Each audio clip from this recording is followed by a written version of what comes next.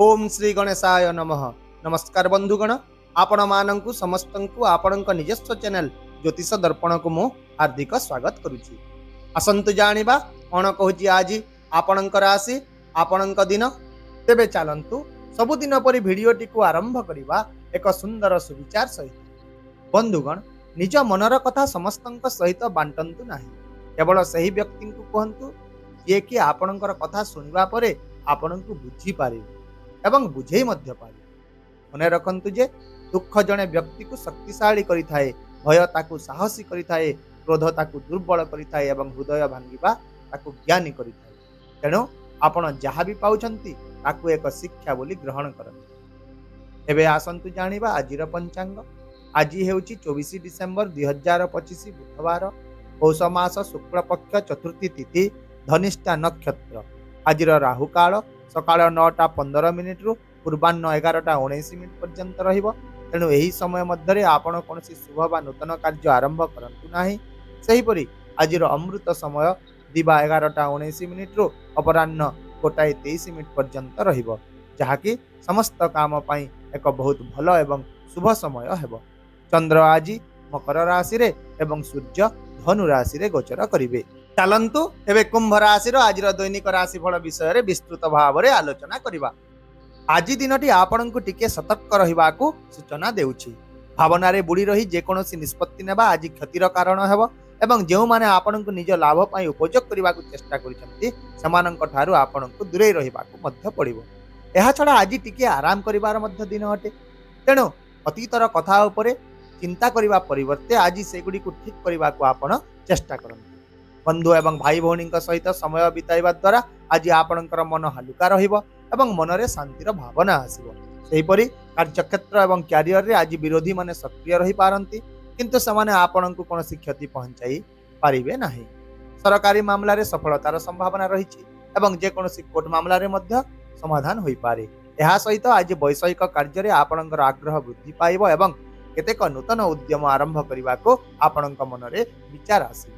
तथापि जदि आपण आज कोनोसी कार्य रे असुविधार सम्मुखीन होचंती तेबे आपण आज अन्यत्र आवेदन करिबाको विचार करंतु। एहा छडा छात्र छात्री माननक पई दिनटी विशेष भाव रे भल रहिबो। केवल सेमाने तांकर मन को विचलित हेबाको दियंतु नाही एवं आप निजर पाठ पढ़ारे ध्यान दियंतु। जदि आपण आज कठिन परिश्रम करिवे तेबे पथ गुड़िक धीरे धीरे स्पष्ट होई। आर्थिक दृष्टिकोण आज दिन टिके महंगा होई पारे। आपण बहुत टंका हराई पारंती, किंतु भयभीत हेबार कोनोसी आवश्यकता नाही। जदि आपण बुद्धिमान भाव रे कार्य करिवे, निष्पत्ति नेबे, तेबे आपण संतुलन बजाय रखि पारिबे। तथापि मध्य आज किछि लोकंको अतिरिक्त आयर सुयोग मिलिबो, किंतु आज निष्पत्ति गुडी को अधिक समय पई स्थगित रखिबा आपणक पई भलो हेबो नाही। ठीक समय रे पदक्षेप नेबा ही आपणक पई लाभदायक रहिबो। सेहीपरि स्वास्थ्य दृष्टिकोण आज आपणकु निजर शरीर कथा शुणिबाकू पड़िबो।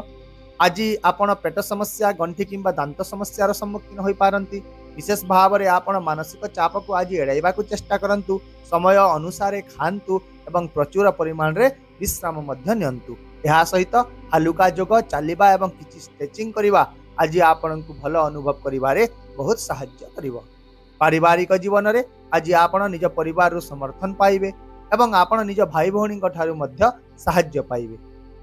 आपणकर पिला मानंकु आज आपणकर समर्थन एवं मार्गदर्शन उभय आवश्यक अटे। तेणु सेमानंकर कथा को आपण ध्यानर सहकारे शुणंतु। एहा छडा आज आपण कोनसी सामाजिक कार्यक्रम रे मध्य जोग देई पारंती, किंतु यात्रा समय रे सतर्क रहंतु एवं चोरी किंबा छोट दुर्घटनारो मध्य सावधान रहंतु।